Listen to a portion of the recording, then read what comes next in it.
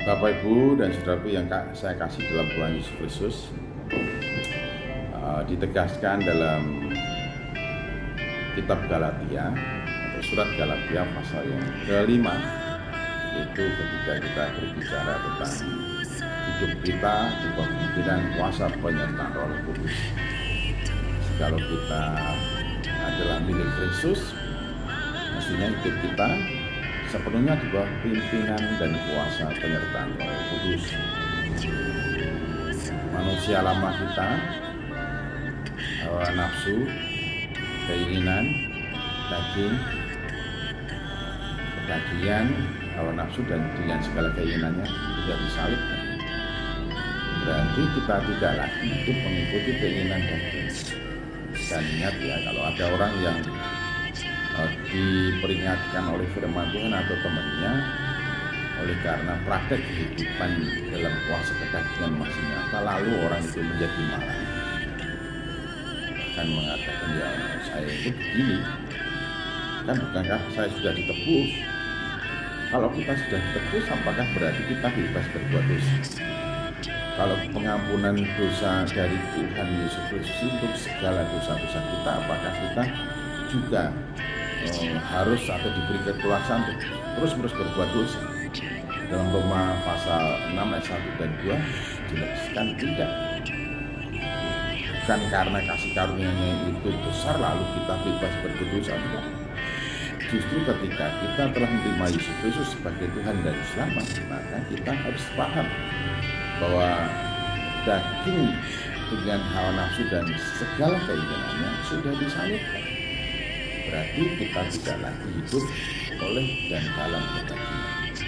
Namun kalau kita tetap bersikukuh hidup dalam kebiasaan berbuat dosa, sebagaimana disebutkan dan dijelaskan dalam Galatia pasal yang ke-5 ayat yang ke-19-20, maka dikatakan kalau orang tetap saja hidup dan berbuat seperti yang disebutkan sebagai buah kedagingan atau keinginan daging dan tidak mau berubah atau bertobat dari situ, maka dikatakan bahwa orang tersebut tidak akan mendapatkan bagian dalam kerajaan Allah.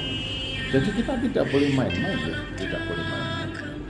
Kalau kita sudah menerima Yesus sebagai Tuhan dan Selamat, maka pertobatan itu harus nyata melalui perbuatan kita.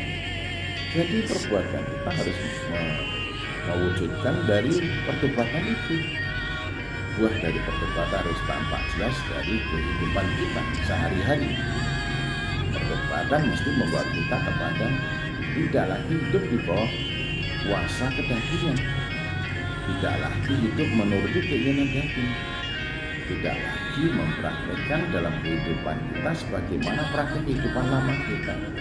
Hidup dalam kedagingan dengan segala hawa nafsu dan keinginannya itu sudah lepas daripada kita, kan kita tidak lagi dibelenggu oleh kedagingan.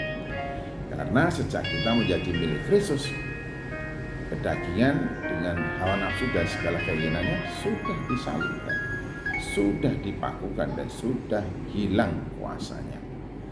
Lalu bagaimana praktik kehidupan kita seterusnya dan selanjutnya? Dikatakan kalau kita sudah menjadi milik Kristus, kita hidup di bawah pimpinan kuasa penyertaan Roh Kudus. Kalau kita hidup di bawah kuasa penyertaan dan pimpinan Roh Kudus, maka praktek kehidupan kita sehari-hari yang tampak jelas, tentu orang lain akan melihat buah roh itu nyata dalam kehidupan kita. Nah, sekarang pertanyaan mendasar untuk kita semua, orang-orang yang sudah menyatakan diri sebagai pengikut Kristus atau orang Kristen yang keluar masuk gereja atau selalu beribadah, sungguhkah kita sudah dilepaskan atau mengalami kebebasan dari kuasa kedagingan sehingga kita tidak lagi hidup di bawah pimpinan kedagingan dengan segala nafsu dan keinginannya?